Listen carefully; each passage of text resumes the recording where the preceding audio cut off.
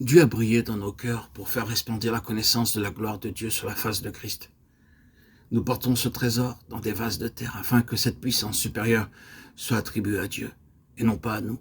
2 Corinthiens 4, 6, 7. La traduction anglaise du verset 7 est très belle. Ce trésor est logé dans un corps d'argile fragile afin que l'excellence de la puissance qui accomplit l'œuvre soit de Dieu et non pas de nous.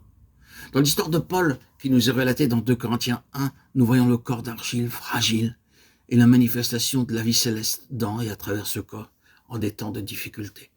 Certains pensent que si nous connaissons réellement l'union avec Christ dans sa résurrection, nous ne devons jamais être abattus, jamais paraître tristes.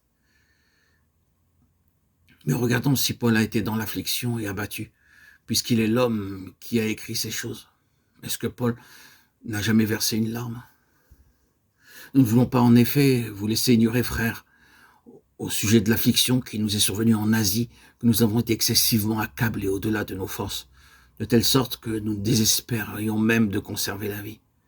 Et nous regardions comme certains notre arrêt de mort, afin de ne pas placer notre confiance en nous-mêmes, mais de la placer en Dieu qui ressuscite les morts. 2 Corinthiens 1, 8, 9. L'apôtre Paul dit qu'il avait été excessivement accablé, apparemment au-delà de ce qu'il pouvait endurer, à tel point qu'il avait désespéré même de conserver la vie. Ceci est une forte expression exercée sur la vase de terre, une pression puissante. Où voyons-nous la manifestation de la vie céleste? De même, notre consolation abonde par Christ.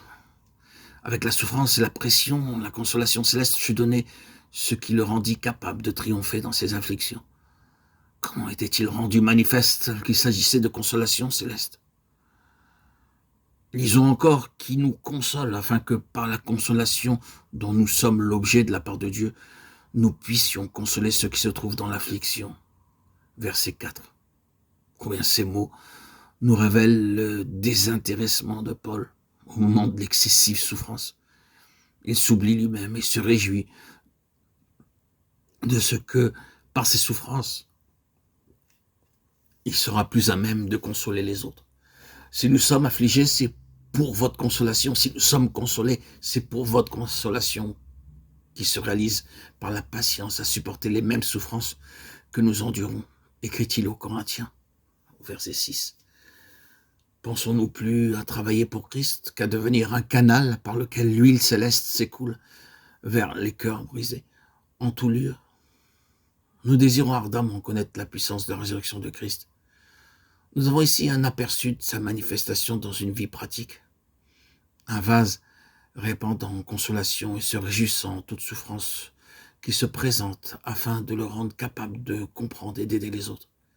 Car comment pourrions-nous comprendre et aider ceux qui sont dans la tristesse si nous n'avons jamais souffert nous-mêmes?